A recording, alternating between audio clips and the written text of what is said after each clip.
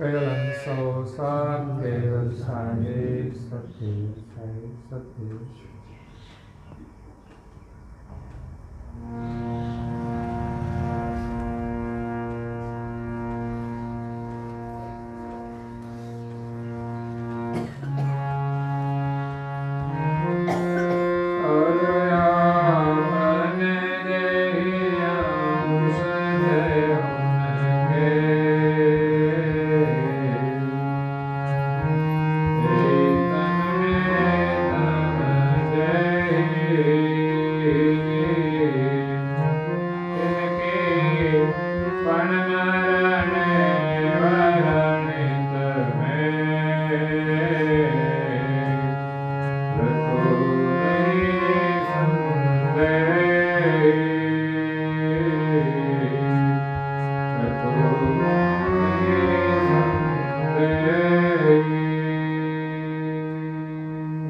પ્રાય ભક્તજનો,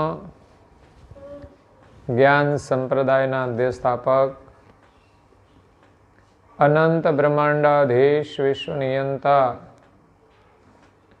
સકર્તા સતકૈવલના પરમ વિશેષ અંશ, અનંત અંશોના તારણહાર, પરમ મોક્ષના દાતા, કૈવલ ધર્મ ધુરંધર, મહાન સમર્થ, પરમ શ્રેષ્ઠ, પરમ વિભૂતિવાન, પરમ દયાળુ, પરમ કૃપા નિધિ, સર્વજ્ઞ દિવ્ય પરમ ગુરુ શ્રીમદ કરુણાસાગર મહારાજ વિશ્વભરના મનુષ્ય તનુધારી ચૈતન અંશોને સંબોધીને યથાર્થ જ્ઞાનનો ઉપદેશ આપતા સ્વરચિત સક્ર ચિંતામણી ગ્રંથના 8મા અંગને વિશે કર્તા અને અકર્તા લક્ષ્યની સમજ આપતા કહે છે કે આપણા કર્તા કોણ છે, આપણા માલિક કોણ છે, આપણા સર્જનહાર કોણ છે, એમને ઓળખવા માટે આપણે શું કરવું પડે? તો કે અનુભવી સમર્થ ગુરુના શરણે જવું પડે. ગુરુ મહારાજ કહે છે, જો કદપી આઈ મિલો મુજ કરી સમર્પણ મનહી, તો દર્શાવું પરમ પુરુષ કો, જો હોય સંત સજ્જન હી. સંત હોય કે સજ્જન, જે કોઈ સમર્થ પરમ ગુરુના શરણમાં જશે એને વિશ્વના સર્જનહાર પરમ પુરુષની ઓળખાણ કરાવશે. વિશ્વના સર્જનહાર સતકૈવલ સાહેબની ઓળખાણ કરાવશે. વિશ્વના સર્જનહાર આદ્ય સક્રત સ્વરાજ કરુણેશ અને કૈવલની ઓળખાણ કરાવશે. પરંતુ સર્જનહારને ઓળખવા માટે આપણે આપણા સ્વરૂપને ઓળખવું પડે છે. ઓરું આપન જેહી અંશ તેહુન કે, આપણે જેમના અંશ છીએ. એહી તન મેં તન જેહી, જે દરેક શરીરોની અંદર રહેલું છે સ્વરૂપ, જે આપણા પોતાના શરીરમાં આપણે પોતે છીએ, એ કોના અંશ છીએ એનો નિર્ણય પરમ ગુરુ અહીંયા કરાવે છે, જેમાં કોઈ સંશય રહેશે નહીં કે ખરેખર આપણે કોના અંશ છીએ, કોની સજાતિના છીએ. આપણા કર્તા કોણ છે? કર્તા એટલે જેના સંકલ્પથી આ જગતનું સર્જન થયું છે, જે કરનાર છે એ કર્તા એક જ છે. દુનિયામાં અનેક માન્યતાઓ છે, પણ જ્ઞાનના અભાવે લોકો દરેકને કર્તા કહેતા હોય છે, ભગવાન કહેતા હોય છે. પરંતુ વિશ્વના સર્જનહાર જે એક છે એને પ્રમાણિકતાથી નિર્ણય કરે અને પરમ ગુરુ અહીંયા આપણને સમજાવે છે. તો જ્યાં સુધી આપણને પોતાનું સ્વરૂપ ન મળે ત્યાં સુધી આપણે માલિકને પામી શકતા નથી. અને માલિકનો નિર્ણય પણ આપણા સ્વરૂપથી થતો હોય છે. આ શરીરમાં આપણું સ્વરૂપ ક્યાં છે, કેવી રીતે આ શરીરને ચેતન કરે છે, એ સમજણ આવે તો આપણા સત્ય સ્વરૂપની ઓળખાણ થાય છે. પણ આજે આપણે આ શરીરમાં રહેલા આપણા સ્વરૂપને જાણતા નથી. આત્મા છે એવું માનીએ છીએ, પણ દેખાતો નથી, એને ઓળખતા નથી. એ સ્વરૂપ કેવું છે જાણતા નથી. એટલે દરેક મહાપુરુષો એમ કહે છે કે આપણે આપણા સ્વરૂપને વિસરી ગયા છીએ. આપના પો આપુહી બિસર્યો, કબીરજી કહે છે આપના પો આપુહી બિસર્યો, આપનપુ આપહી બિસર્યો. આપણું જે સ્વરૂપ છે ચૈતન, જેને આત્મા કહે, જેને જીવ કહે, એને આપણે ના ઓળખીએ ત્યાં સુધી આપણું કલ્યાણ થતું નથી. અને ભક્તિ આપણા કલ્યાણ માટે છે. મીરાબાઈએ કહ્યું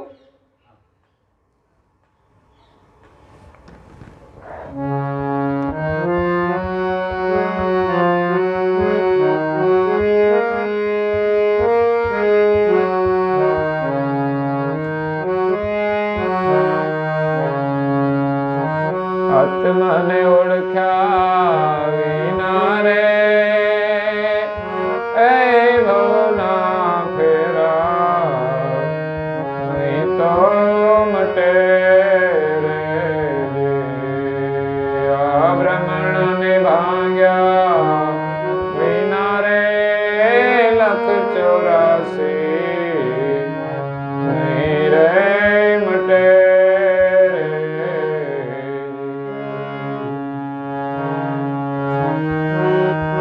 હંસલો ને બગલો રે એ રંગે રૂપે એક છે રે.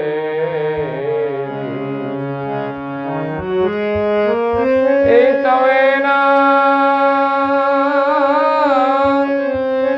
અર્થ કી ઓળખાય રે.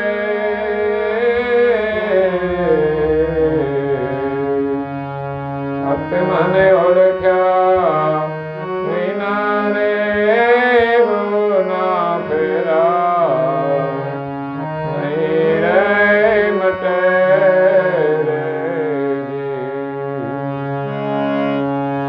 આ કોયલ ને કાગ રે એ રંગે રૂપે એક છે.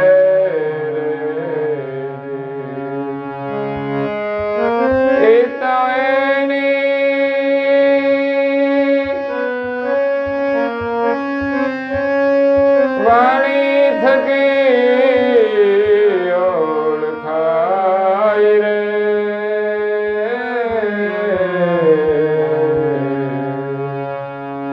આત્માને ઓળખ્યા વિના રે લખ 84 નહીં તો મટે.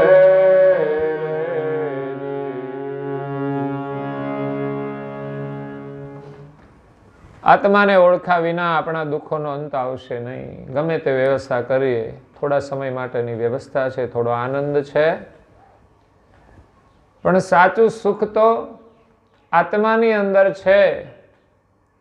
એની ખોજ કરે તો મળે, અને એની ખોજ સદગુરુ વિના થઈ શકતી નથી. એટલે સાચું સુખ જ્યારે મળી જાય છે ત્યારે અન્ય કોઈ દુઃખ રહેતું જ નથી. એને જ સાચું સુખ કહેવાય. તો આત્માને ઓળખવાનો છે. આ શરીર છે એની અંદર આત્મા છે, પણ આ શરીર સુખમાં આપણે આત્માને ભૂલી ગયા છીએ. શરીર જડ છે અને આત્મા ચૈતન છે, એનો વિવેક આપણે ભૂલી ગયા છીએ. શરીરને આપણે પોતે માનીએ છીએ કે હું ફલાણા ભાઈ છું, ફલાણા બેન છું, ફલાણા ગામના છીએ, ફલાણી જ્ઞાતિના છીએ. પછી જે કોઈ ડિગ્રી હોય એની પણ એક ઓળખ હોય. તો આપણા મનની અંદર એમ અસ્મિ આવી જાય છે. પણ શરીર છે એ ભાવ તો આપણો દ્રઢ થઈ ગયો છે. એટલે શરીર સુખની ચાહના અને શરીરનું આકર્ષણ, એમાં જ આપણે જીવીએ છીએ, એમાં જ આપણે સુખી અને દુઃખી થઈએ છીએ. તો એ ભેદ આપણે સમજવાનો છે કે શરીર આપણી નથી. આ શરીર છૂટી જાય છે ને પછી આમાંથી ચાલ્યા જઈએ છીએ, પણ ખબર નથી એ આપણું સ્વરૂપ કેવું છે. એ ચૈતન્ય સ્વરૂપ છે, એને ઓળખવાનું છે. હંસલો ને બગલો રંગે રૂપે એક છે, પણ હંસની ઓળખ કેવી રીતે થાય? હંસલો અને બગલો દેખાવમાં બંને સરખા. જો ધ્યાનથી આપણે ન જોઈએ તો એમ લાગે કે ધોળા એટલા બગલા. બગલા જેવું કોઈ હોય તો એને બગલો ના કહેવાય. માણા બધા સરખા દેખાય, પણ બધા સરખા હોતા નથી. તો હંસલો કોને કહેવાય? એની ઓળખ શાના ઉપરથી થાય? એના આહાર ઉપરથી. તો આપણે એનો આહાર જાણવો પડે, ત્યારે ખબર પડે કે આ હંસ છે અને આ બગલો છે. એટલે આવી એક વિવેક દ્રષ્ટિ આપણામાં જોઈએ જડ અને ચૈતન્ય સમજવા માટે, સજ્જન અને દુર્જનની ઓળખ કરવા માટે. એટલે આહાર માટે હું વારંવાર એટલા માટે જ કહેતો હોઉં છું કે આપણે આહાર શુદ્ધિ કરવી જોઈએ. માણસની ઓળખ એ આહાર ઉપરથી થાય છે, એના સંસ્કારની ઓળખ. આચાર વિચાર એ આહાર સાથે જોડાયેલા છે. કોઈ માંસાહારનું સેવન કરતો હોય તો એની સાથે આપણે સંબંધ રાખવો જોઈએ નહીં. કદાચ સારો માણસ હોય, લાગે સારો, તો પણ જેનો આહાર સારો નથી, કદાચ એના વિચાર સારા ના હોય, દેખાય સારા, વાતો સારી કરે, પણ ગમે ત્યારે ભ્રષ્ટ થઈ શકે. એટલે અખાદ્ય વસ્તુનું સેવન કરવું જોઈએ નહીં. શાકાહાર પણ શુદ્ધ ખાવો જોઈએ. એ હંસલા ને બગલાની વાત ઉપરથી આપણને મીરાબાઈ કહે છે કે માણસને ઓળખો, સજ્જન સાથે સંબંધ રાખો, એમની સાથે વ્યવહાર કરો, સારા કર્મ કરો. જ્યારે આપણે સ્વયં જ ખોટું કરીએ છીએ તો પછી સજ્જનને ક્યાં શોધવાના? એટલે સ્વયં આપણે સજ્જન બનવું પડશે, અને સજ્જનો સાથે રહેવાથી જ સુખ મળે છે, શાંતિ મળે છે.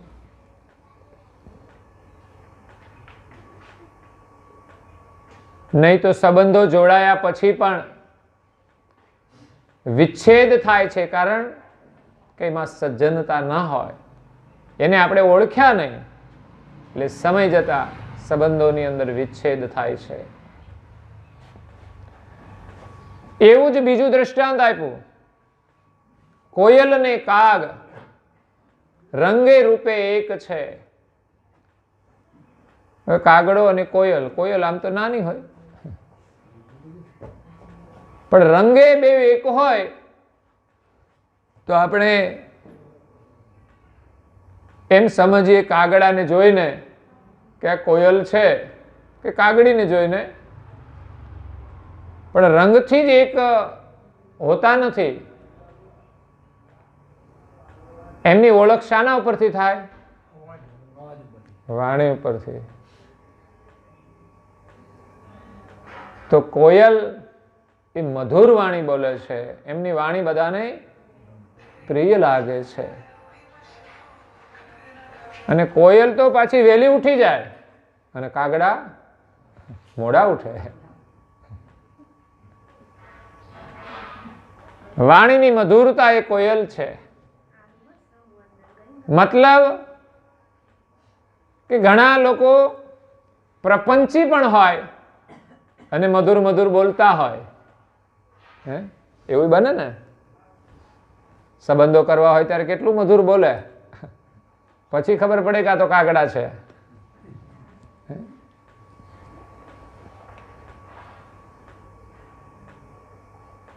એટલે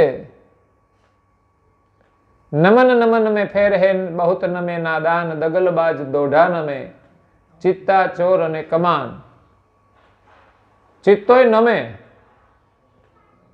પણ એના નમસ્કારમાં ભાવ નમવાનો નથી હોતો, પરંતુ ભક્ષણ ન હોય છે. ચોર પણ નમે, એ પણ મધુર બોલે. તમારું ખિસ્સું કાપવું હોય ને એટલે વિશ્વાસમાં લઈ લે.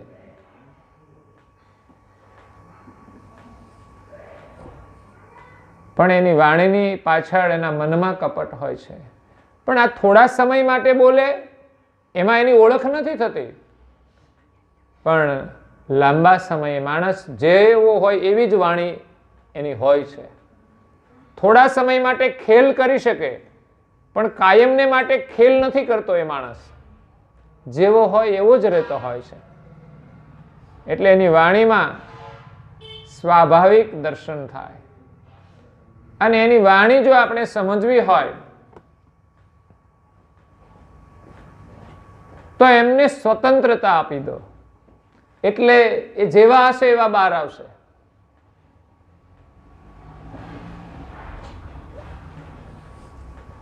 તો માણસની ઓળખ પણ વાણીથી થાય છે, અને સત્યની પરીક્ષા પણ વાણીથી જ થાય છે. અહીંયા પરમ ગુરુની જે વાણી છે આપણને સત્યની સમજ આપે છે કે આપણે કોણ છીએ. એટલે સંસારમાં અનેક મહાપુરુષો થયા છે, એમણે આપણને જ્ઞાન આપ્યું છે. એમની વાણી દ્વારા જ આપણને વસ્તુની પ્રાપ્તિ થાય છે. તો કબીરજી પણ કહે છે, આપુ હી વિસર્યો. એટલે વ્યક્તિ પોતાના નિજ ચૈતન્ય સ્વરૂપને વિસરી ગયો છે. જેમ અરીસામાં પોતાનું પ્રતિબિંબ જોઈને કૂતરું ભસે છે. કેમ કે અરીસાની અંદર જે દેખાય છે બીજું કૂતરું, એમ માને છે કે આ બીજું છે, એને જોઈને ભસે છે. પણ એની ખબર નથી કે આ મારું જ પ્રતિબિંબ છે. તો આપણી સ્થિતિ પણ એવી જ થઈ છે.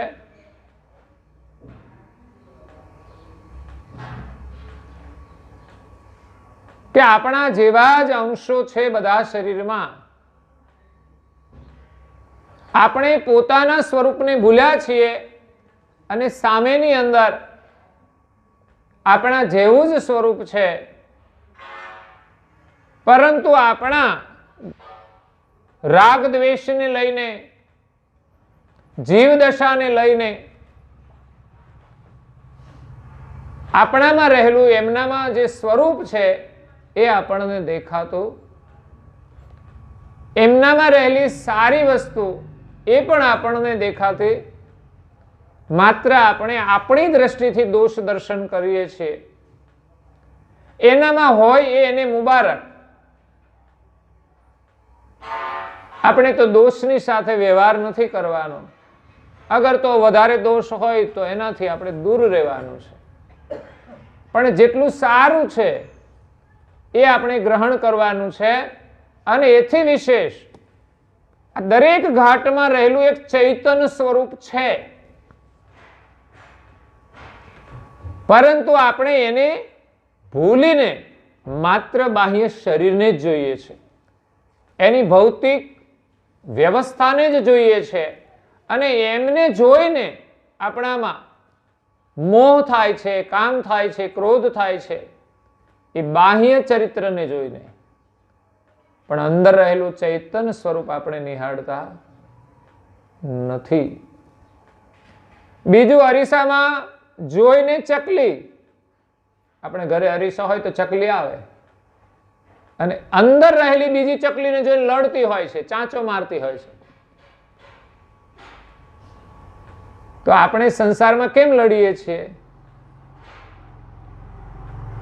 કોઈને આપણે આપણા માનીએ છીએ તો એની સાથે લડાઈ નથી થતી, બાકી એ આપણા માનેલા પણ એ બીજાના જેવા જ હોય છે, પણ આપણા છે એટલે આપણને એમાં બહુ દોષ નથી દેખાતા. તો દરેકની અંદર આત્મા આપણા જેવો જ છે, પરંતુ એમના બાહ્ય સ્વરૂપને જોઈને આપણે એમના પ્રત્યે રાગ દ્વેષ રાખીએ છીએ, મોહ માયા એનું આકર્ષણ થાય છે. જ્યો કેહરી બપુ નિરખી કૂપજલ પ્રતિમા દેખ पर्यो. એક ત્રીજું દૃષ્ટાંત આપે છે કે જેવી રીતે કેહસરી સિંહ પોતાનું જે સ્વરૂપ છે એ કૂવાની અંદર જોવે છે, એને તો અરીસો મળે નહીં. ઘરમાં આવે તો મળે, પણ ઘરમાં તો આવે નહીં. પણ એ કૂવામાં પોતાનું સ્વરૂપ જોઈ, તળાવની અંદર પોતાનું સ્વરૂપ જોઈ અને પડ્યો કૂવામાં. કેમ? તો સામે બીજો સિંહ છે. એક સિંહને બીજા સિંહ સાથે વેર હોય છે, એક માણસને બીજા માણસ સાથે વેર છે, દુઃખ છે. કૂવામાં કૂદી પડ્યો, પણ હકીકતમાં અંદર કોઈ સિંહ હતો, પોતાનું જ પ્રતિબિંબ હતું. તો આપણા શરીરમાં રહેલું આપણું જ પ્રતિબિંબ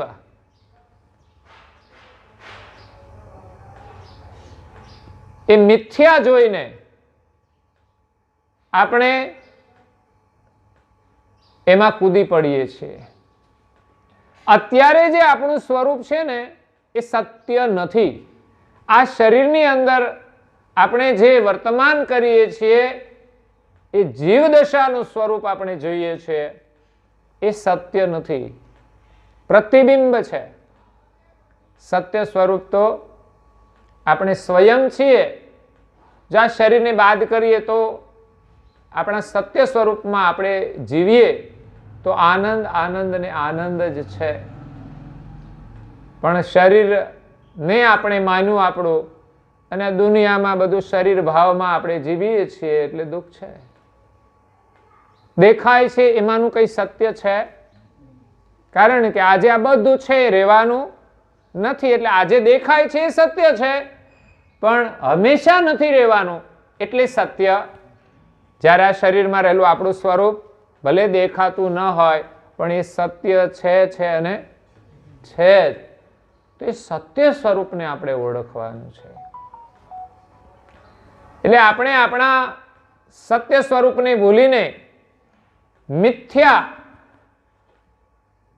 માયાનું સ્વરૂપ બનાવીએ છીએ દુનિયામાં સારા દેખાવા માટે. નથી આપણે લોકો સારા દેખાતા, તો એ આપણું સ્વરૂપ નથી. મિથ્યા ઇમેજ. કોઈ ધનવાન ને કોઈ એમ કે આ ધનવાન છે, કોઈ ગરીબને એમ કે આ ગરીબ છે, પણ ના, ધનવાન ધનવાન નથી ને ગરીબ ગરીબ નથી. ઘણા ધનવાનો પણ ગરીબ હશે. જેની પાસે સમજણ નથી, જ્ઞાન નથી, એ બધા ગરીબ છે. અને જેની પાસે સમજણ છે, જ્ઞાન છે, જે પ્રભુનું સ્મરણ કરે છે, એ સાચા ધનવાન છે. મીરાબાઈ કહે છે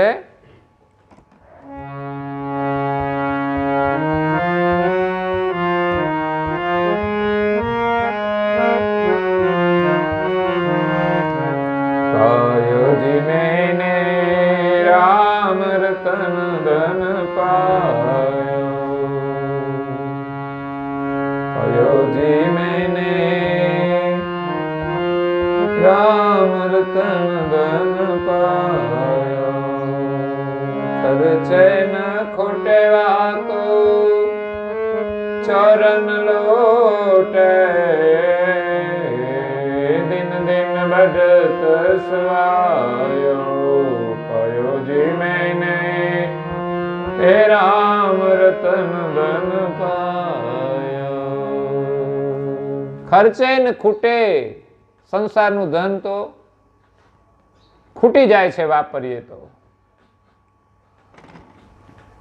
અને ક્યારે ધનવાન કરોડપતિ રોડપતિ થઈ જાય એનું કઈ નક્કી જ નથી હોતું. ઘણા કરોડોપતિ રોડપતિ થઈ જાય છે, એ ધનવાનની ઓળખ તો મટી જાય છે ને, એ સત્ય નથી. આ ધન છે એટલે ધનવાન કહે છે, પરંતુ એ એમની ઓળખ નથી. ધન છે એના દ્વારા આપણને કોઈ ધનવાન કહે, આપણે થોડા છીએ. આપણી તો એક જ ઓળખ હોય, આપણે. ધન તો આવે અને જાય. આ શરીર મળ્યું છે તો માણસ છીએ એમ કે લોકો, પણ આપણે તો અંશ છીએ. પ્રાણી પણ નથી, પશુ પણ નથી, મનુષ્ય પણ નથી. મનુષ્યમાં રહેવા વાળા આપણે પરમાત્માના અંશ છીએ, એ આપણે ભૂલી અને આ શરીરને ધ્યાનમાં રાખીને આપણે આપણી જાતને માનીએ છીએ. એમાં દુઃખ છે, દ્વંદ છે. એટલે પ્રતિષ્ઠાને આપણે જે પોતાનું રૂપ માન્યું છે એ આપણા માટે પ્રાણહારક બને છે. અહમ લઈને માનીએ છીએ કે હું છું. આ હુંને આપણે ઓળખતા નથી કે આપણે કૈવલના અંશ છીએ, પણ હું ફલાણા ભાઈ.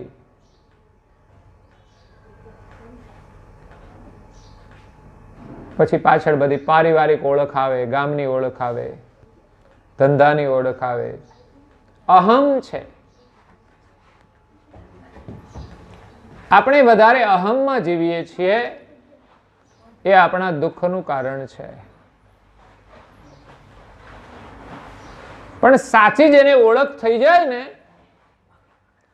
એ કોઈ દિવસ અહમ નહીં કરે. એ પોતાના સ્વરૂપમાં સદાય રહે છે.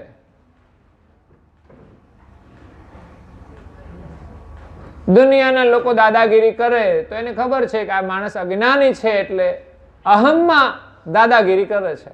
તમે કોઈની સાથે સહેજ બે શબ્દ બોલો ને તો તરત સામેથી પથરા આવશે, એ સવાયું બોલશે.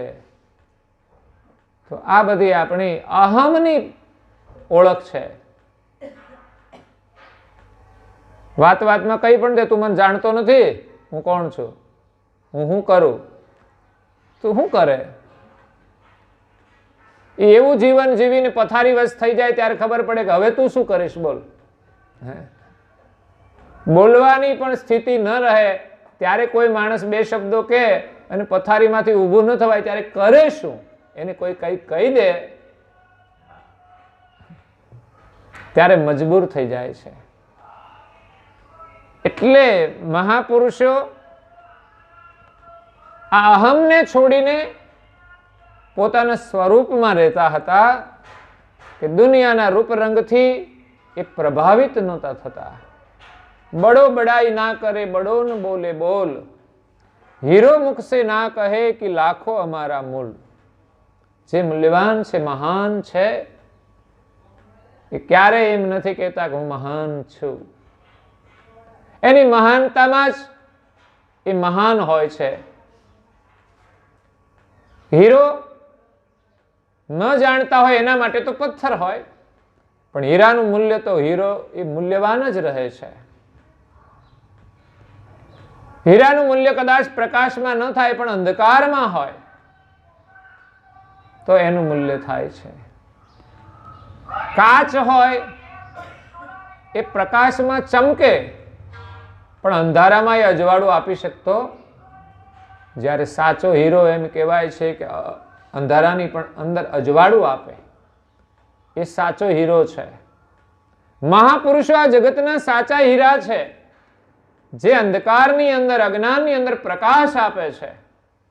આજે દીપક બનીને અખંડ ઝળહળી રહ્યા છે. રામ થઈ ગયા એને 10 લાખ વર્ષ વીતી ગયા છે. 4,32,000 વર્ષનું કળિયુગ છે, હજુ તેને 5,000 વર્ષ ગયા છે. એનાથી બમણો દ્વાપર યુગ છે, 8,64,000. તો દ્વાપર યુગના પહેલા ત્રેતાયુગ ગયો, તો 8,32,000 તો દ્વાપરના ગયા. કદાચ ત્રેતાના અંતમાં રામનો અવતાર થયો હશે તો પણ એ 10 લાખ વર્ષ વીતી ગયા. છતાં પણ આજે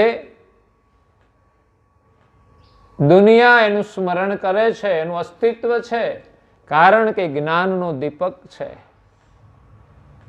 એ જ રીતે કઈ મહાપુરુષો પણ એ યુગમાં થયા છે, સતયુગમાં પણ થયા છે. એના નામો આજે લોકો જાણે છે, કારણ કે મહાન પુરુષો આ જગતમાં થયા. એમણે એના અનુભવથી સતયુગમાં થઈ ગયેલા મહાપુરુષોનું વર્ણન એ શાસ્ત્રોની અંદર કર્યું છે. એટલે મહાપુરુષો એ બધા દીપ સમાન છે. એટલે તો આપણે ઘરમાં દીપક પ્રગટાવીએ છીએ. ઘણા લોકો કે મફતનું ખોટું ઘી બાળો છો. અરે દીવો એ આપણને હંમેશા દિશા આપે છે, પ્રકાશ આપે છે, એ પ્રેરણા આપે છે. એટલે આપણે ત્યાં પૂજાની સાથે દીપકનું જોડાણ છે. અને અજ્ઞાનતાની અંદર તો માણસ કેટલું નુકસાન કરશે એની કોઈ ખબર જ નથી. એ તો ઘી નહીં, લોકોની જિંદગી બગાડી દેશે. જ્યારે ઘીનો ઉપયોગ કરનારા કેટલી સંપત્તિનું રક્ષણ કરે છે, એની બચત કરે છે. એટલે કોઈ સારી પ્રેરણા માટે, સારા કાર્ય માટે ખર્ચ તો થાય જ છે, એ મફતનું નથી. લોકો એમ કે ગરીબોને ખવડાવી દેવો જોઈએ. વાત તો સાચી છે, દીવોય પ્રગટાવીએ અને ગરીબોને ખવડાવીશું. બાકી વાતો કરનારા લોકો ન તો દીવો પ્રગટાવે છે, ના કોઈને ખવડાવે છે. તમે દીવો ન પ્રગટાવો અને ગરીબોને ખવડાવો તો ઉત્તમ છે, પણ આપણે તો કોઈને ખવડાવતા નથી અને માત્ર સ્વાર્થ માટે જીવીએ છીએ. તો આપણા ઘરમાં દીવાબત્તી એ પૂજાના સંસ્કાર છે. એટલે મહાપુરુષોનું જીવન હીરા સમાન હતું. એ જ્યારે વિદ્યમાન હતા ત્યારે એમની મહાનતા માટે એમણે કોઈ દિવસ નથી કહ્યું કે અમે મહાન છીએ. જેને ઓળખ કરવા વાળા હતા એ લોકો એમને મહાન માનતા હતા, જ્યારે દુનિયા તો એનો વિરોધ કરનારી હતી, એને પરેશાન કરનારી હતી. કારણ કે એ એમના સત્ય વ્યવહારને જાણતા નહોતા. આજે આપણે મીરાબાઈ વિશે સાંભળીએ તો એમ થાય કે એનું જીવન કેટલું પવિત્ર હતું. એ કોઈને નડતા નહોતા, માત્ર પોતાની રીતે ભક્તિ કરતા હતા. એમાંય તો લોકોને તકલીફ હતી. આજે લોકો પોતાની રીતે બધું કરે તો ક્યાં વાંધો છે? એ કોઈને ના નડે. નરસિંહ મહેતા એની મસ્તીમાં ભજન ગાતા હોય, કોઈને નડે નહીં, છતાં પણ લોકો એનો વિરોધ કરે.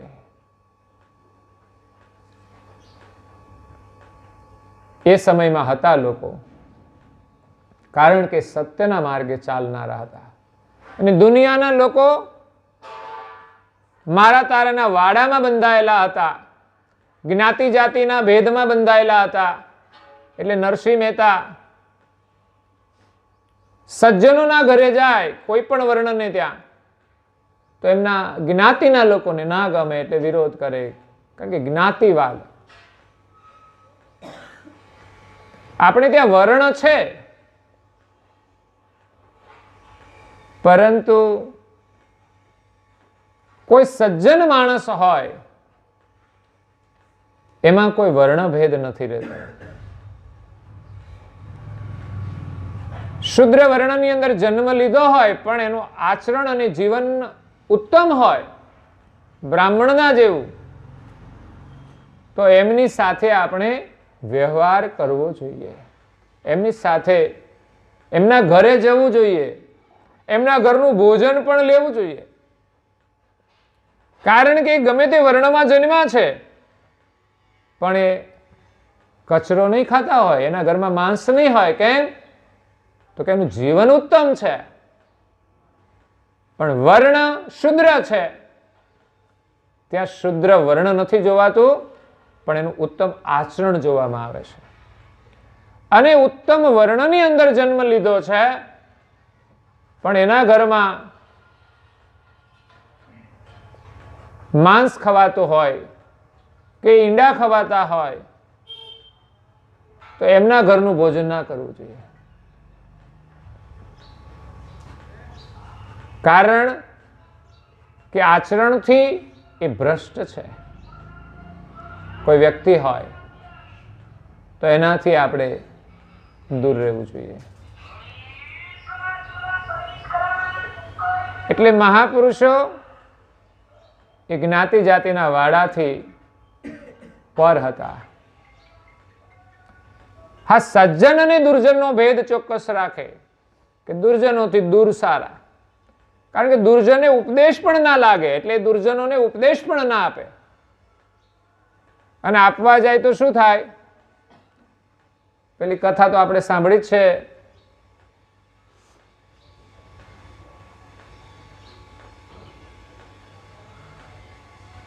વાંદરાની અને સુગરીની. સુગરી એનો માળો કેટલો સરસ બનાવે, એને જોઈને આપણને આશ્ચર્ય થાય કે આ સુગરીની અંદર કેટલી બધી કલા છે. એવો માળો તો આપણે માણસ બનીને ના બનાવી શકીએ, ઘાસના તરણા ભેગા કરીને.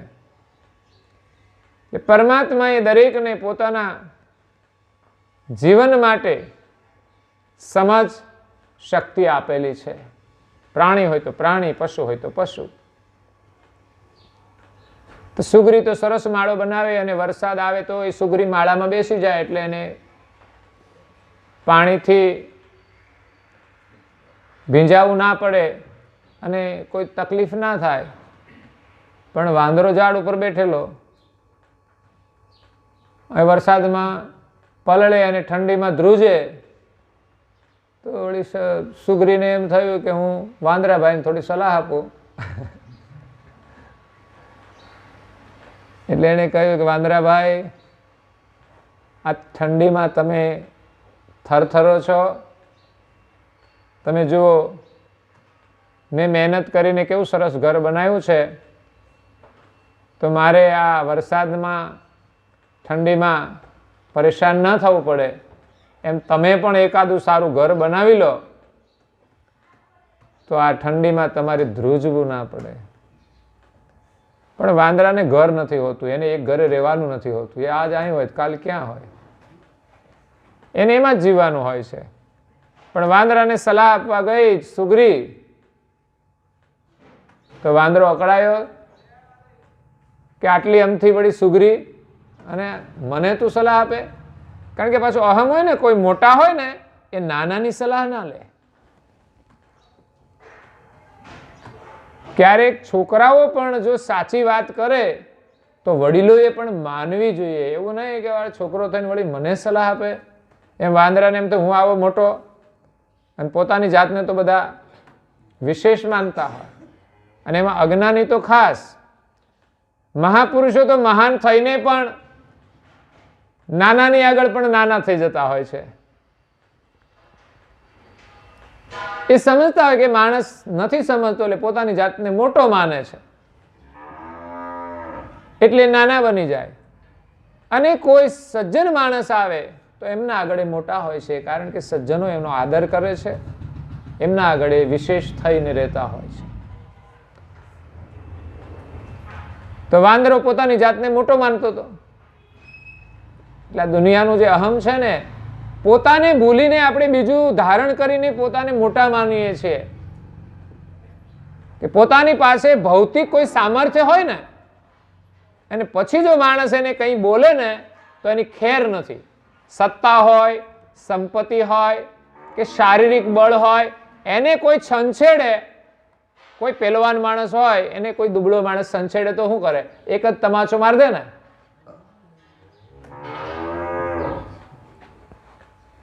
દુબળો માણસ કોઈને સતાવે નહીં. કેમ? તો કે પોતે પહોંચી ના વળે. સત્તાવાળો માણસ હોય એને પણ કોઈ ના છંછેડે. અને સત્તાવાળો તો પોતાની જાતને મોટો માનતો હોય, એને જો કોઈ પણ કહે બે શબ્દો તો તરત પોલીસવાળાને બોલાવીને જેલ ભેગા કરી દે. એટલે આપણે જે બળ વાપરીએ છીએ એ ભૌતિકતાનું બળ વાપરીએ છીએ. હું આ છું બતાવી દઈએ આપણે કોઈને. એમ અહીંયા વાંદરો પોતાની જાતને મોટો માને છે કે આ 2 પૈસાની સુગરી મને સલાહ આપે, અને પાછી સુગરી સલાહ આપે એટલે નારી કહેવાય ને પાછી એ તો. અને એ સલાહ આપે તો પાછો અહમ હોય એટલે એ સ્વીકારે નહીં. આ તો એક પેલી કથાઓ કહેવાય છે ને બધી પ્રાણીઓની,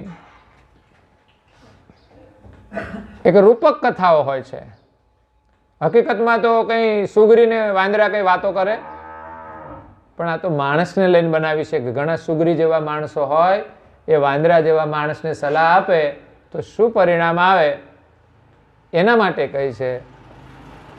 વાંદરાએ અકળાઈને શું કર્યું? રાજુભાઈને આવી વાર્તા બહુ ગમે, અને છોકરાઓને એ વાર્તાઓ કહેતા હોય છે બાલ મંદિરમાં. એટલે મેં કીધું તમે કથા કરતા થઈ જાઓ ને, આવી જ વાર્તાઓ કરવાની આપણે. હવે આ બધું બાલ મંદિર જ છે.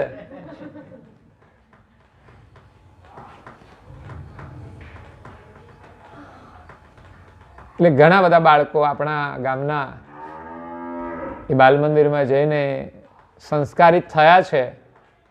આજે પણ જૂના બાળકો છે, છોકરા છોકરીઓ રાજુભાઈને યાદ કરે છે અને આજે પણ આવે છે. હું તો એમ કહું છું કે જે નાના બાળકો છે ને આવા સંસ્કાર કેન્દ્રમાં મોકલશો તો લાભ થશે. શાળામાં લાભ થાય છે ને એના કરતાં વધુ લાભ આ સંસ્કાર કેન્દ્રમાં થશે. કલાક માટે જાય એ મહત્વનું છે. મંદિરમાં જાય, ત્યાં રહે, પ્રસાદ લે, દર્શન કરે, જે કંઈ કરે બહુ આશીર્વાદ વાળું છે કામ. ક્રિયા એ સંસ્કાર છે, ખાલી વિચારોથી કામ ના થાય. આપણા ઘરમાં વડીલો છે ને, આપણે બધા ક્રિયા કરીએ કંઈક. હા, બજારે બેહી જ નહીં રહેવાનું, બધાને જોયા જ નહીં કરવાનું. એ બધા નીકળ્યા કરે. આપણે સારો ગ્રંથ લઈ થોડું વાંચવાનું, સવારે પૂજાપાઠ પ્રાર્થના કરવાની, શરીર કામ કરે તો સહયોગ આપવાનો, નવરા બેસી નહીં રહેવાનું. બેસીએ તો ભગવાનનું નામ લઈએ, વાતો નહીં. નહીં તો આવો આવો આવો બેન, એ બધી વાર્તાલાપ ચાલે, સમય બરબાદ થાય છે આપણો. એટલે વાંદરા જેવા માણસોને સલાહ ના અપાય. વાંદરાએ અકળાઈને જે કૂદકો માર્યો જ્યાં સુગરીનો માળો હતો, સુગરી તો ઉડી ગઈ, કારણ કે વાંદરો આવે એટલે એનાથી પાછી દૂર તો રહે. એને ખબર છે આનો બહુ ભરોસો નહીં. એનો જે માળો હતો ને એ પકડીને ફેંકી દીધો પાણીમાં. લે કે છે તું મારા જેવી થઈ ગઈ ને. એટલે સજ્જન અને દુર્જનનો ભેદ છે. અહીંયા આપણે આપણું સ્વરૂપ ભૂલ્યા છીએ. સિંહ જ્યારે કૂવામાં જોવે છે પોતાનું સ્વરૂપ અને કૂવામાં પડ્યો, એની કેવી દુર્દશા થઈ હશે, એવી જ દુર્દશા આપણા નકલી સ્વરૂપને જોઈને આપણે પોતાના સ્વરૂપને ભૂલ્યા છીએ. તો અહમ લઈને જીવીએ છીએ. बड़ा हुआ तो क्या हुआ, जैसे लंबी खजूर, पंछी को छाया नहीं, फल लागत अति दूर. बड़ा हुआ तो क्या हुआ, जैसे पेड़ खजूर. ખજૂરીનું પેડ કેવું હોય? બહુ ઊંચું હોય. એમાં દુનિયામાં જે અહમવાળા માણસો છે, ઊંચા થઈને ફરતા હોય, મોટા થઈને ફરતા હોય, પણ એ માણસ કોઈને લાભ ના આપે. કારણ કે ખજૂરીનું ઝાડ હોય ને બહુ ઊંચું હોય, કોઈને છાંયો ના આપે, અને ફળ એટલા ઊંચા લાગે કોણ લેવા જાય? આ તો તોય આવે છે વળી ખારેક. ધંધો કરવા વાળા ગમે તે રીતે મજૂરી કરીને લઈ આવે, સામાન્ય માણસને લાભ મળે. જ્યારે નાના નાના વૃક્ષો હોય ને એને ફળ લાગે તો નાના છોકરા પણ તોડીને ખાય. બોરડીમાં કાંટા હોય તો પણ એના બોર લોકો ખાય છે. એટલે पंछी को छाया नहीं फल लागत अति दूर, वैसे ही गज फटीक शिला में दर्शन आनी अर्यो. આ રીતે એક બીજો પ્રસંગ કબીરજી કહે છે, વૈસે ही गज फटीक शील में दर्शन आनी अर्यो. એક બળવાન હાથી, ત્યારે એને જંગલમાં શિયાળ અને એક લોમડી મળે છે. હાથીને જોઈને શિયાળ અને લોમડી એ તો બહુ ખુશ થઈ ગઈ કે હાથી જો આપણને ખાવા મળી જાય તો કેટલાય દિવસ સુધી આપણે ખાવાનું ખૂટે નહીં. એટલે હાથી જો મરી જાય ને, પણ હાથી કેમ મરે? કે એની તો હાથની વાત નથી. સિંહ આવે તો મારે અને એ તો એનું મારણ કરીને ખાઈ જાય. પણ હાથી અને લોમડી વિચાર કરે કે હાથી જો મરી જાય ને તો આપણને મિષ્ટાન મળી જાય, એમ મજા પડી જાય. શિયાળ આમ બહુ લુચ્છું, ચાલાક. એટલે લુચ્છા માણસો હોય ને બીજાને છેતરવામાં ચાલાક હોય છે. લુચ્છા માણસો બીજાને છેતરવામાં ચાલાક હોય છે. આપણે છેતરાઈએ ને પછી ખબર પડે આ માણસ તો લુચ્છો છે. એમ આ શિયાળ લોમડી હાથીભાઈને પ્રણામ કર્યા, એમની થોડી પ્રશંસા કરી અને કહ્યું કે હાથીભાઈ, તમે તો આ જંગલના રાજા બનવા જેવા છો. આમ તો જંગલનો રાજા સિંહ કહેવાય છે, વનરાજ.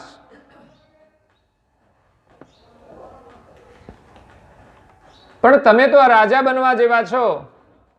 અને ખુશામત તો બધાને પ્યારી છે. હા, ખુદાને પ્યારી હોય તો માણસને કેમ પ્યારી ના હોય? ભગવાન પણ એની ખુશામતથી ખુશ થઈ જાય તો માણસ પણ ખુશામતથી ખુશ થાય છે, પ્રશંસાથી.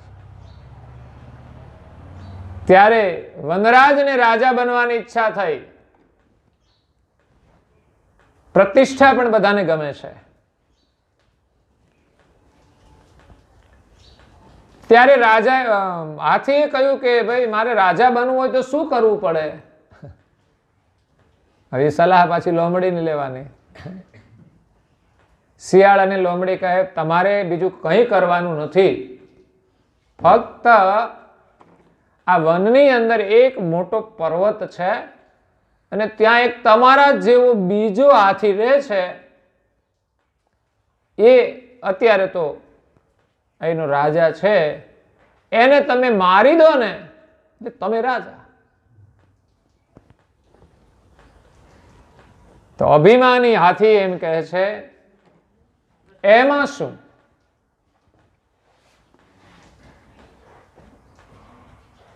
એ પર્વત ઉપર રહે છે. એ પર્વત ક્યાં છે? લોમડી શિયાળ અને પર્વત બતાવ્યો. એ પર્વત સ્ફટિકનો હતો. સ્ફટિક આપણે માળા પહેરીએ છીએ સ્ફટિકની, પારદર્શી. તો એવો સ્ફટિકનો પર્વત હતો. એના સામે એ હાથી જાય છે એટલે સામે એને પ્રતિબિંબ દેખાયું હાથીનું જ. એ કે અરીસામાં દેખાય નહીં. એટલે મહાપુરુષો દ્રષ્ટાંત આપવા માટે જુદી જુદી વસ્તુઓનો પ્રયોગ કરે છે. જેવો એ હાથી દેખાયો એટલે એને મારવા દોડ્યો. પોતાના જે હાથી દાંત હતા ને એ જેવા મારવા ગયો સ્ફટિકમાં, કારણ કે દેખાતો તો સ્ફટિકમાં, તો એના જ દાંત એમાં ઘૂસી ગયા અને ફસાઈ ગયો અને આખરે મરણને શરણ થયો. આપણે જીવનભર આપણા પ્રતિબિંબની અંદર આ રીતે જ ભ્રમિત થઈ હું આ છું એ ભ્રમમાં આપણે પણ છેવટે મરી જ જઈએ છીએ ને. શરીર તો આપણે છીએ નહીં.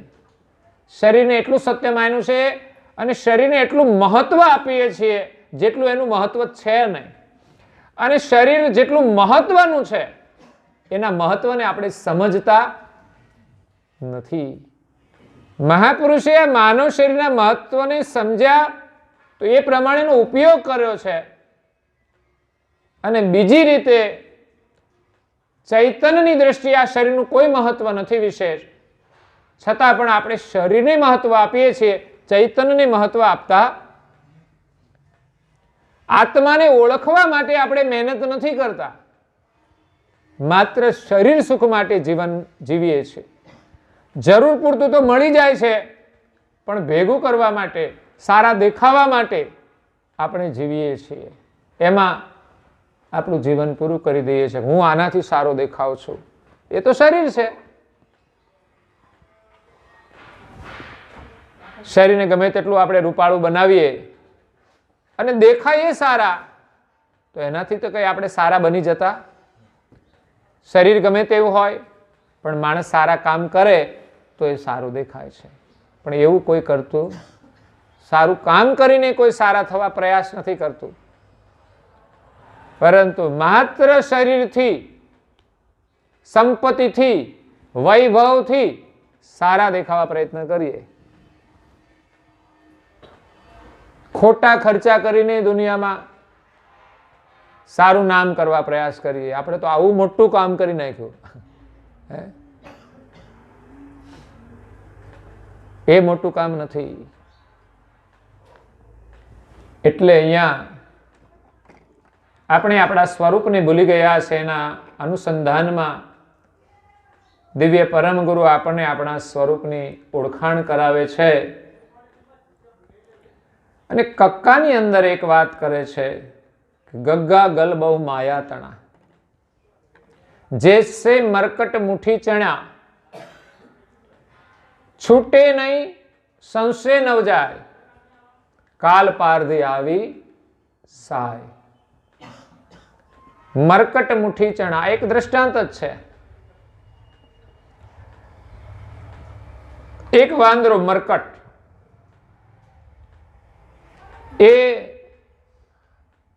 એ વાંદરાને આપણે પકડવું હોય તો શું કરવું પડે? તો કે એમને ચણા બહુ વાલા.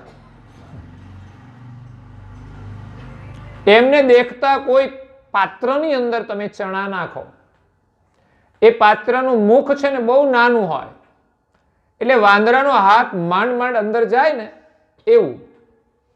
આપણે ત્યાં પાણી પીવાનું એવું પાત્ર હતું પેલા, જેનું મુખ આટલું જ હતું.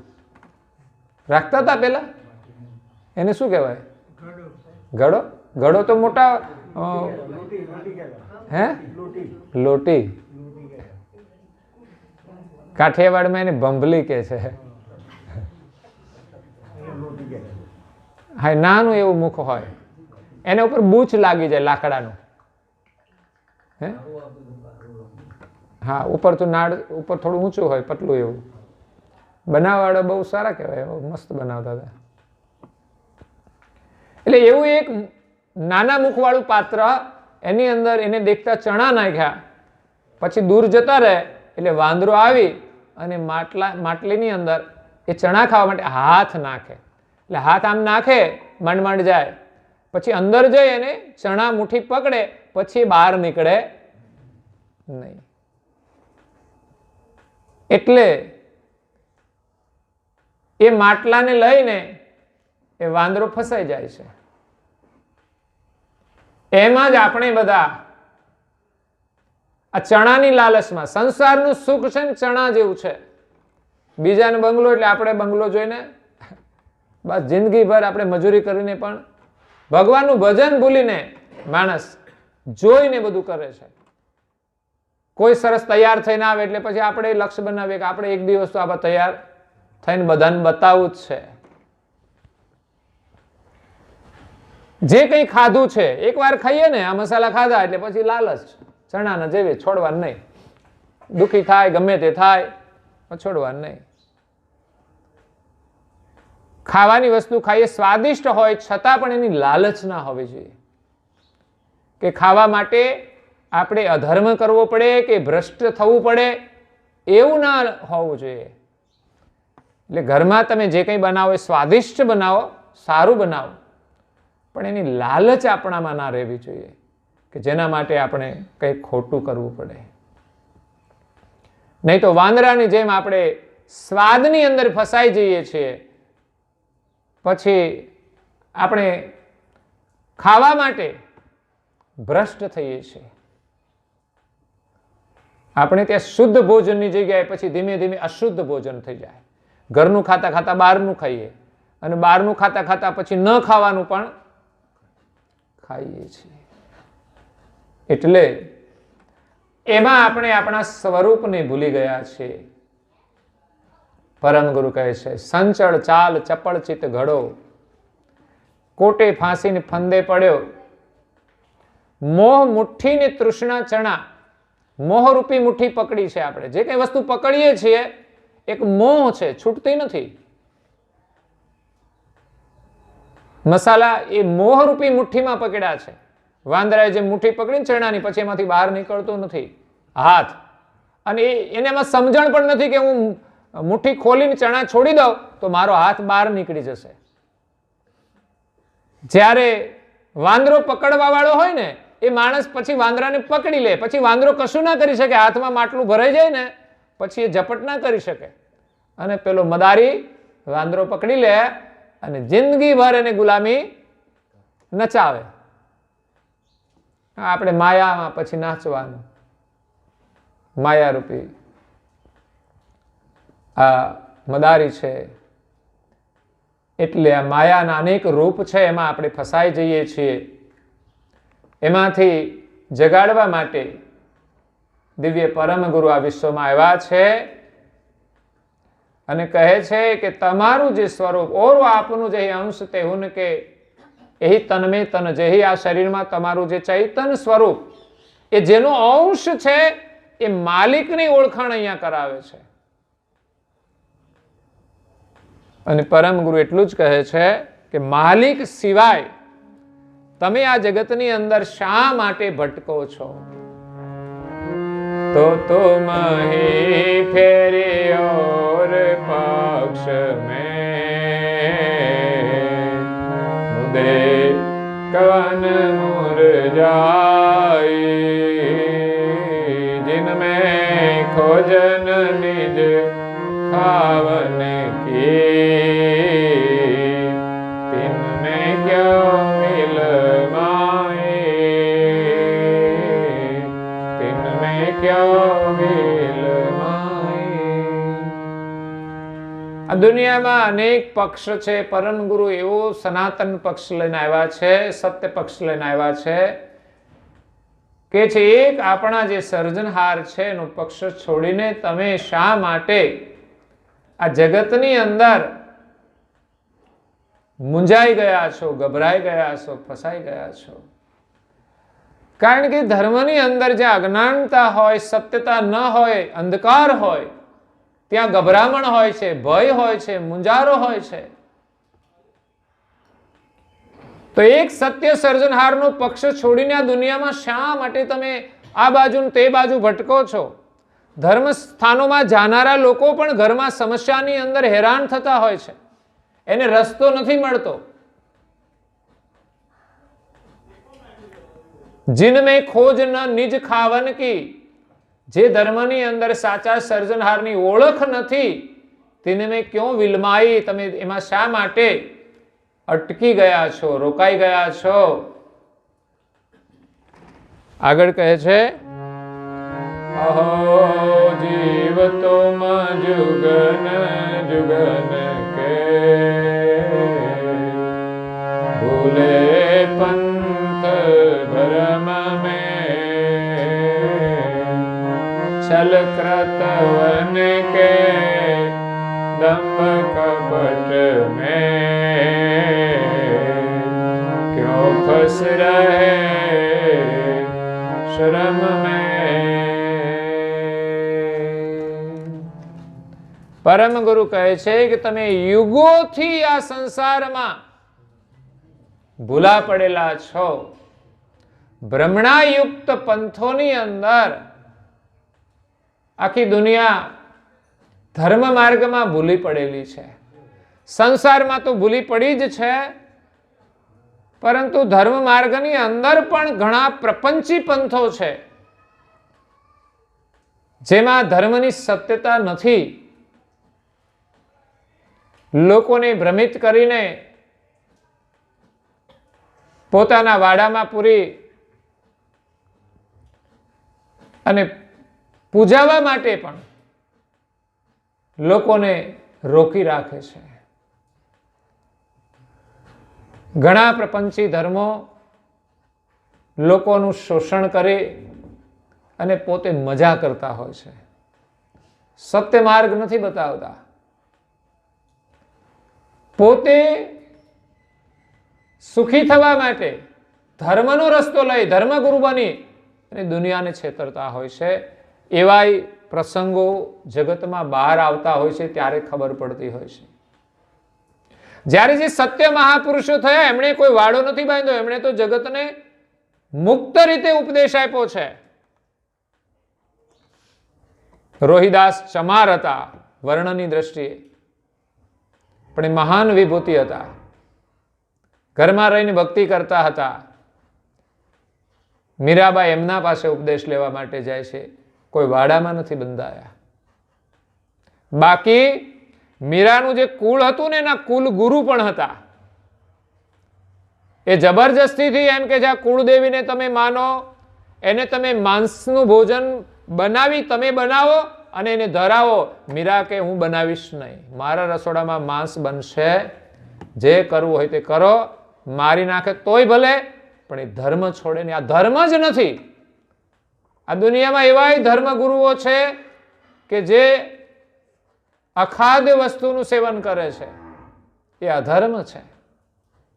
ધર્મના નામે પ્રાણીઓની હિંસા કરી અને એમને ધરાવવાના ને એ ખાવાનું, એ ધર્મ સત્ય નથી.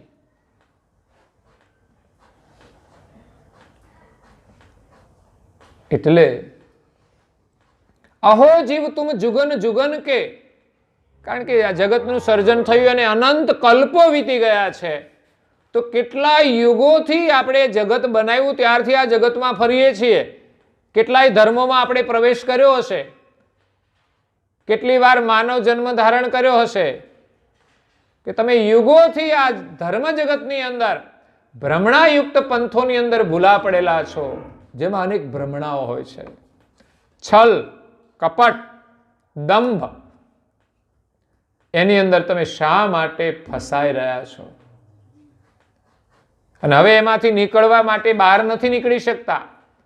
શરમ આવે. કેમ?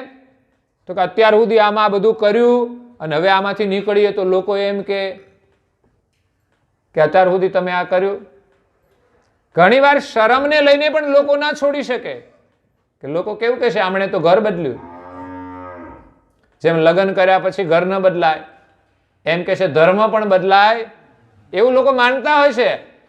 અને જે પ્રપંચ કરનારા લોકો એને વધારે આ રીતે બાંધી લેતા હોય છે, એક ગુરુ કર્યા પછી બીજા ગુરુ કરાય નહીં.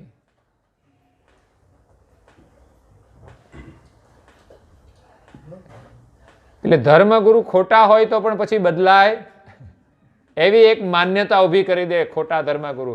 જ્યારે સાચા ધર્મગુરુ હોય ને, એ એમની પાસે દીક્ષા લેવા આવે ને તો ના પડે કે મારે ચેલો નહીં બનાવો. એને કોઈ લાલચ નથી હોતી. અને સાચા ચેલા હોય છે ને, એ ના પાડે ને તો એ કહે છે મને તમારી પાસે રાખો, ના ગુરુ કરો તો કઈ નહીં. એની કસોટીમાંથી નીકળે એમ લાગે કે ના ખરો છે, સાચી ભાવનાથી આવ્યો છે, તો દીક્ષા આપે ને એનું કલ્યાણ કરે જ. એ પાછું ગેરંટી હોય એમને. એટલે આ દુનિયામાં ધનનું હરણ કરવા માટે, પોતાને પૂજાવા માટે મોટા ભાગે ધર્મગુરુઓ સાચી વસ્તુ સમજાવતા નથી, સત્ય વસ્તુ એમની પાસે છે નહીં, કે આપણા માલિક કોણ છે એની એને ખબર નથી, એ પોતાને પણ ઓળખતા નથી અને પોતાની જાતને ભગવાન માની લેતા હોય છે. જેને પોતાની ખબર નથી હોતી, ભગવાનની તો વાત બાજુએ, પણ ભગવાનના નામે ભ્રમ પેદા કરીને આપણે ભગવાન છીએ બસ.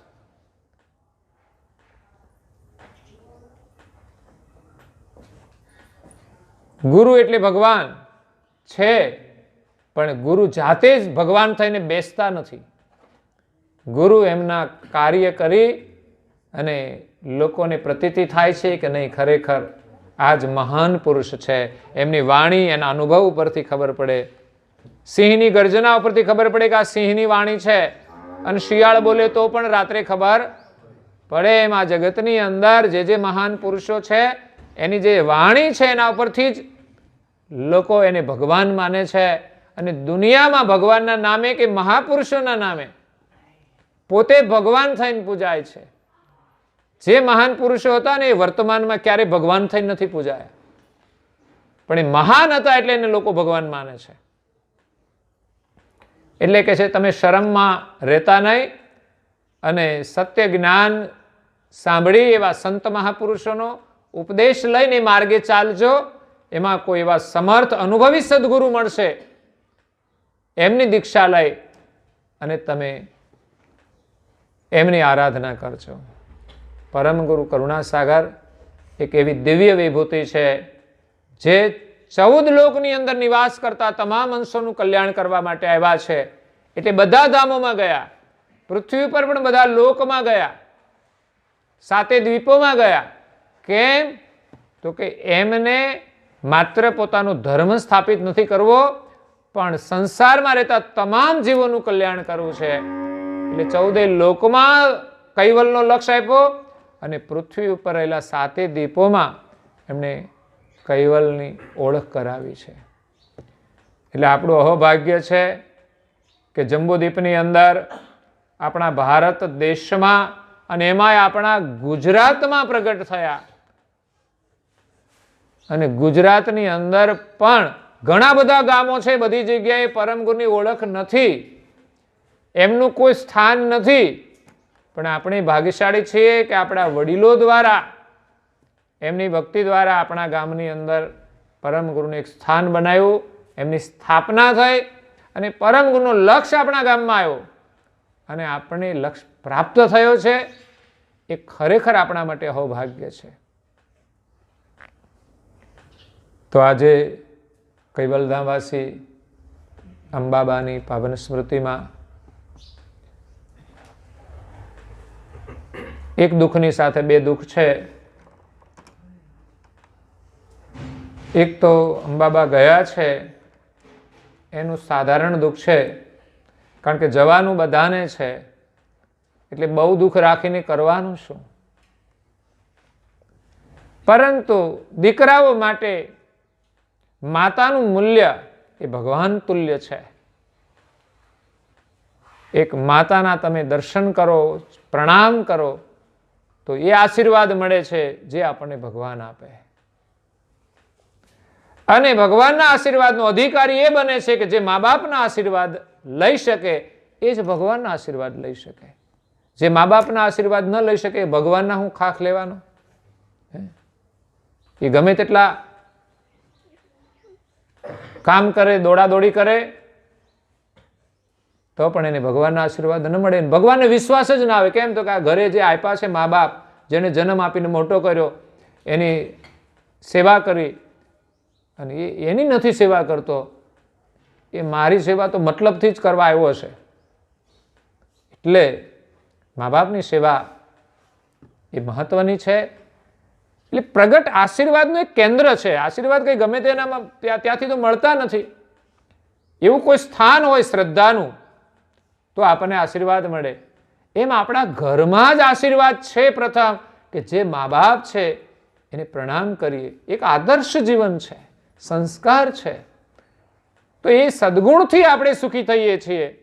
મા બાપ બીજું કંઈ ના આપે તો એને નમવાના જે સંસ્કાર, એ સદગુણથી આપણે સુખી થઈએ છીએ. અને ઘરમાં વડીલોનો આદર કરીએ તો સુખી થઈએ. અને આદર કરીએ એટલે મા બાપના આશીર્વાદ તો તમે ન પ્રણામ કરો ને તો એમની ઈચ્છા હોય છે કે મારા દીકરા સુખી થાય, પણ નમે નહીં ત્યાં સુધી મા બાપના આશીર્વાદ પણ ફળતા એ નમે. 2 દીકરા હોય, એક નમે તો એને આશીર્વાદ મળી જાય, બંને નમે તો બંનેને મળે છે. દશરથને 4 દીકરા હતા, પણ 4 દીકરા આશીર્વાદ પ્રાપ્ત કરે એવા અધિકારી હતા. રામ, લક્ષ્મણ, ભરત, શત્રુઘ્ન. રામ તો એક ઈશ્વરીય અવતાર હતા, એટલે એની બરોબરી તો કોઈ ન કરી શકે, છતાં પણ બીજા ભાઈઓ એનું કર્તવ્ય નિભાવી અમને એમની વિશેષતા એમણે પ્રગટ કરી છે. એમ આપણે એક પરિવારની અંદર જો સુખી થવું હોય તો એક બધા આદર્શ જીવન જીવીશું તો ખરેખર સુખી થઈશું.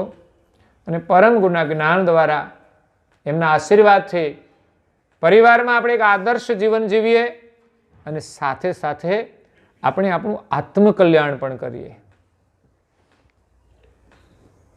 આત્મકલ્યાણ કરવા માટે આપણે કંઈક નિયમ પાડીએ. બહુ સરળ નિયમો છે. પરમ ગુરુ આપણા ગામમાં બિરાજમાન છે, આપણા ઘરમાં પણ બિરાજમાન છે, તો એની સેવા, પૂજા, પ્રાર્થના, વંદના એક સભ્યની બધા જ કરે. આપણા બાળકોને પણ એ જ સંસ્કાર આપવાના, એ જ આશીર્વાદ આપવાના. અને નિયમથી થોડું કરીશું ને તો થશે, નહીં તો થશે નહીં. તો પછી જ્યારે આપણા ઘરે કથા થાય ત્યારે થાય, પછી કંઈ લાભ મળે. પણ ગામમાં તો ગંગા વહે છે નદીની જેમ, તો જ્યારે લાભ લેવો હોય ત્યારે મળે. જેમ પાનની દુકાન હંમેશા રોજ ખુલ્લી હોય છે, હે, તો જ્યારે જરૂર હોય ત્યારે લઈ આવવાનું પડીકી. એમ આમાં તમે લાભ લેવો હોય તો જ્યારે આવો ત્યારે દર્શનનો લાભ મળે, નિત્ય નિયમ સત્સંગ ચાલે છે એનો પણ લાભ મળે. આપણા ઘરમાં પણ આપણે ધર્મગ્રંથ રાખવો જોઈએ. અનુયાયીના દરેક ઘરમાં ઓછામાં ઓછો એક ધર્મગ્રંથ તો હોવો જ જોઈએ, અને એનું વાંચન અવશ્ય કરવું જોઈએ. 15 મિનિટ એટલો સમય તો મળે જ. ના મળે તો પછી દુકાને જતા હો ને એ બંધ કરી દો એટલે ટાઈમ મળી જાય. બીજી જરૂરી પ્રવૃત્તિ ન હોય, જરૂરી ન હોય એવી પ્રવૃત્તિ છોડો એટલે ટાઈમ મળી જશે.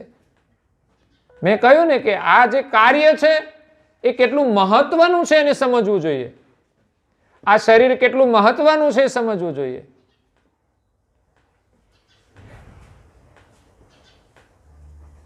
અને જરૂરથી વધારે એને મહત્વ ન આપવું જોઈએ. શરીર મહત્વનું છે સમજવાનું, અને જરૂરથી વધારે એને મહત્વ પણ નહીં આપવાનું. નહીં તો આપણો સમય, શક્તિ, સંપત્તિ બધું જ બરબાદ કરી દેશે. આ જ મહત્વનું શરીર જો ઉપયોગ સારો નહીં કરીએ તો આપણને મળેલી જે કંઈ સમૃદ્ધિ છે એ બધી જ બરબાદ થઈ જશે. સારામાં સારો ઉપયોગ કરવાનો, બાળકોને સંસ્કાર મળે, આપણને પણ સંસ્કાર પ્રાપ્ત થાય એવું કાર્ય કરવાનું છે. વહેલા ઉઠવું જ જોઈશે. નાહી ધોઈને પૂજા, પ્રાર્થના અવશ્ય કરીએ. કામ ધંધો તો કરવાનો છે. આપણે તો એવું માનીએ કે આપણે તો ખેતી કરવાની એટલે સીધું ઉઠીને નાવું ધોવાનું હોય તો નાહી ધોઈને, નહીં તો નાહ્યા ધોયા વગર. મોટાભાગના લોકો સીધા ખેતરે દોડાદોડી કરતા હોય છે. હું ઘણાને કહું 8 વાગ્યા કે 9 વાગ્યા, મેં કે આવો ને દર્શન કરવા, તો હજી નાહવાનું બાકી છે. ઉઠીને સીધા ભાગવા જ માંડે છે. ઠીક છે, તમારો ધંધો એવો હોય તો ભાગો, પણ 9 વાગે નાહી ધોઈને પૂજા તો કરો તો પછી. અને કાં તો વહેલા નાહી લો, ભલે તમારે ખેતી કરવી હોય, ભલે ફરી નાહવું પડે તો ફરી નાહી લેવાનું, પણ એકવાર નાહીને પૂજા કરીને પ્રારંભ કરો કાર્યનો. આ સંસ્કારની પરંપરા આપણા પરિવારમાં ઊભી થશે તો જ આપણી ભાવિ પેઢી સુખી થશે. પણ આપણે માત્ર જ પૈસાનું લક્ષ્ય રાખીને વિચારીશું કે મારો છોકરો પૈસા કમાય, પૈસાવાળો થઈ જાય. પૈસાની જરૂર છે એટલે જીવનમાં લક્ષ્ય તો બને છે, પણ આપણી ઈચ્છા હોય તો હું પૈસા મળી જાય છે બધાને. ઈચ્છા તો કોની નથી કેવો પૈસાની. એટલે મહેનત કરીએ પણ સંસ્કારને મહત્વ આપીએ તો સુખી થઈશું. નહીં તો પૈસા મળી જાય તો તકલીફ થશે, એ માણસની દિશાઓ બદલાઈ જશે, વિલાસના માર્ગે ચાલ્યો જશે માણસ જો સંસ્કાર નહીં હોય. એટલે પૈસા આવે પણ ખરા, પણ આપણું એ પતન ના કરી દે એનો પણ આપણે ખ્યાલ રાખવાનો છે. તો આજે એક માતૃશ્રીની વિદાયનું એક દુઃખ પણ કહેવાય, એનું સાનિધ્ય, એનો લાભ આપણને હવે ન મળે. બાકી તો આપણી લાગણી હોય એના પાછળ આપણે કંઈ સારું કરીએ, સત્સંગ પારાયણ કરાયું, એ સદગત આત્માની સાચી શ્રદ્ધાંજલિ છે અને પરિવાર માટે આ મોટા આશીર્વાદ છે. બા હતા ત્યાં સુધી આશીર્વાદ આપતા, પણ આજે એના છેલ્લા આશીર્વાદ એ બહુ મોટા આશીર્વાદ છે જે તમે સત્સંગ પારાયણ કરીને પ્રાપ્ત કર્યા છે. એટલે આવા શુભ કાર્યથી એ માતા અને પિતા બંને ખુશ હોય છે. દીકરો હંમેશા સારું કામ કરે એમાં મા બાપ ખુશ હોય છે, એની પ્રસન્નતા છે. એટલે એમને આજે સાચી શ્રદ્ધાંજલિ મળી છે. અને પરમ ગુરુનું કાર્ય કર્યું એટલે તમને પરમ ગુરુના આશીર્વાદ મળી ગયા છે. આવું સારું સાંભળવાનું મળ્યું. સવાર સાંજ 2 ટાઈમ સમૂહમાં પરિવાર સાથે પ્રાર્થના થઈ, અને આ પ્રાર્થના રોજ કરજો. એટલા માટે આ પ્રાર્થના આપણે પારાયણમાં રાખીએ છીએ. આવા પવિત્ર વચનો આપણા મુખમાંથી વારંવાર નીકળે, નિયમથી રોજ થાય, તો એનાથી જ આપણને સારા સંસ્કાર મળશે અને એનાથી જ આપણા હૃદયમાં જ્ઞાનનો પ્રકાશ થશે ને અજવાળું થશે. આજે નહીં સમજાતું હોય તોય અંદર અજવાળું થશે જ, કારણ કે આપણે સારી વાણીનું ઉચ્ચારણ કરીએ છીએ, જ્ઞાનની વાણીનું ઉચ્ચારણ કરીએ છીએ. અને જ્ઞાન એનો સ્વભાવ હોય છે, આપણે સમજીએ નહીં પણ એનો એક સ્વભાવ હોય છે કે દીવો તમે કરો એટલે અજવાળું આપે જ. આપણી આંખો બંધ હોય તો આપણને ન દેખાય, પણ જ્યારે ખોલીશું ત્યારે તો અજવાળું દેખાશે. એટલે કૈવલધામવાસી અંબાબાની પાવન સ્મૃતિમાં સદગત આત્માની શ્રદ્ધાંજલિ રૂપે આજના દિવ્ય સત્સંગનું પારાયણ કર્યું તમે. એ બદલ તમને પરમ ગુરુના ખૂબ ખૂબ આશીર્વાદ, પરમ ગુરુની કૃપા આપના પરિવાર ઉપર વરસતી રહે. સદગત આત્માને પરમ ગુરુના સાનિધ્યમાં અખંડ નિવાસ પ્રાપ્ત થાય એવી આપણે પરમ ગુરુના શરણમાં પ્રાર્થના કરીએ. અહીંયા આવેલા બીજા ગામજનો, ભક્તજનો અને સગા સંબંધી એમને પણ પરમ ગુરુના આશીર્વાદ સાથે મારી વાણીને વિરામ આપું છું. અસ્તુ સત કેવલ સાહેબ. आद्य सकल स्वराज गणेश करता की जय. श्री कृष्ण स्वामी महाराज की जय. श्रीमद पूर्ण सागर महाराज की जय. श्री नारदाजी महाराज की जय. श्री कुबेरादाय महाराज की जय. श्री सर्व संतन की जय. श्री सर्वदेवन की जय. ज्ञान संप्रदाय की जय. श्री गुरु गादी शारदापुरी की जय. केवल धाम की कथा सत्संग पूर्ण सत केवल साहेब.